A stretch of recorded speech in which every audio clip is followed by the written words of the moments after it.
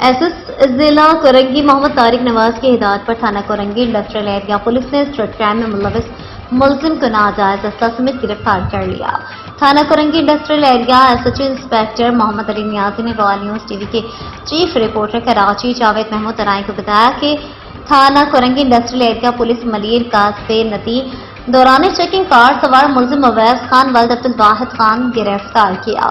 मुलजिम से एक तरफ टीटी पिस्तौल, 30 बोर बमा एमुनेशन और मसरूका मोबाइल फोन और नकद रकम बरामद कर ली गई। पुलिस के मुताबिक मुलजिम से बरामदा आल्टो कार रजिस्ट्रेशन का रिकॉर्ड चेक किया जा रहा है। पुलिस के मुताबिक मुलजिम ने इब्तदाई तौर पर महरान टाउन और गोदाम चौरंगी के करीब छीना झपटी की वारदातों का इंकशाफ किया है। मुलजिम के खिलाफ तेजाब एक्ट की दफात के तहत मुकदमा दर्ज कर लिया गया। गिरफ्तार मुलजिम को मजीद कानूनी कार्रवाई के लिए शोबे तफ्तीश के सुपुर्द कर दिया गया।